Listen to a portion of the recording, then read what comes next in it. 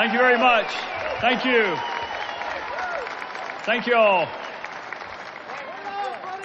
I got to be honest, I was nervous. A lawyer wearing makeup is nervous at an NRA convention. So I very much appreciate your gracious welcome. I want to put on my old hat for just a second as a prosecutor. There are 10 things our forefathers thought enough about and thought were important enough to remind us of even shortly after our foundational document was ratified. And second on that list of things that they thought were important was the right of Americans to keep and bear arms.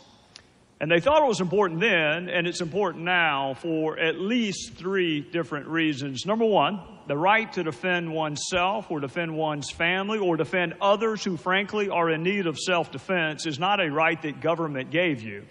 It is a natural right, and no government can take it from you. Number two, there was and there is a need for the citizenry to be trained to handle weaponry. Number 3, our government is based on consent. The people consented to be governed in exchange for certain representations that were made to us. It is sort of akin to a social contract. And consent, both in theory and in actuality, can be withdrawn. Like with so many other conservative concepts, that 3-part tripartite analysis of the Second Amendment came from a guy named Scalia in the landmark Second Amendment case, D.C. versus Heller. And I don't know what your politics are, and frankly, your politics are none of my business. I can just tell you from my side, I'm a Republican. From my side, we have lost 5 out of the last 6 popular votes for president. 5 out of the last 6 times, our fellow citizens went into the ballot booth and pulled the curtain. They pushed the button more times than for my side than for the other side. So when you've lost 5 out of the last 6 anything, I think it is important to figure out how to persuade people that there are legal, constitutional, and practical underpinnings to our belief in the Second Amendment, but it is also important that we empower ourselves to confront the arguments made by those on the other side. So let's just start at the top. I do not need this president or any other law professor lecturing me on those who have been victimized by crime and violence. I saw it. I lived it.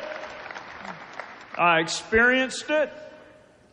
So when this president and others were working on their innocence projects, I was working on some guilty projects. And in every one of those cases,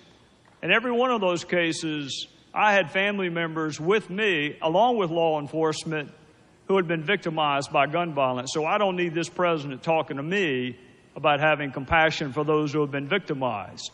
With freedom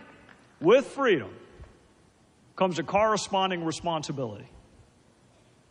This is important because that responsibility is owed by you personally. I have a responsibility to exercise my freedom judiciously and appropriately with you. But collectively, what do we call that responsibility? This responsibility that we exercise our freedoms appropriately, what do we call that? We call it the law.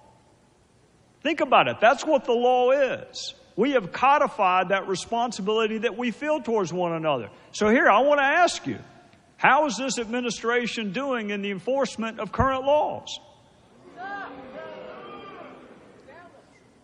You already know this. It's against the law currently for convicted felons to possess firearms or ammunition.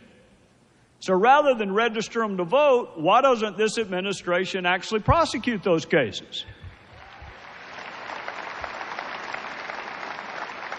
Lying in the application for the purchase of a firearm, already against the law. How are they doing on the prosecution of that? Those that have been court-martialed, already against the law to possess a firearm. Those who have been adjudicated mentally ill so they do not know the difference between right and wrong. How are they doing in the prosecution of that category? Those addicted to controlled substances, already against the law for you to possess firearms or ammunition. How is this administration doing?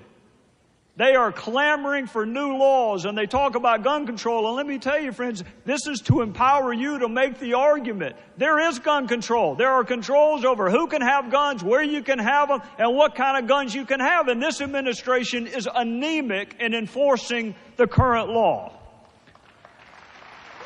So they want to win. They want to win the debate on the Second Amendment. I want to win the war on crime. So I want to say this.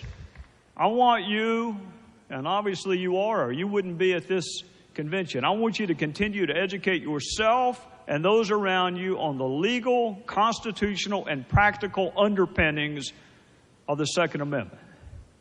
But I want us to collectively just agree that we will be damned if we are going to take lectures on compassion and the human toll of crime from an administration that advocates for sanctuary cities to protect convicted felons from deportation, and then those felons wind up killing daughters who are walking with their fathers on piers in San Francisco.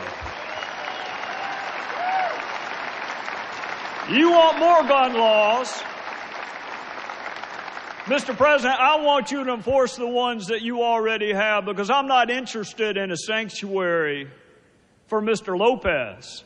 I'm interested in a sanctuary for the Kate Steinleys of the world.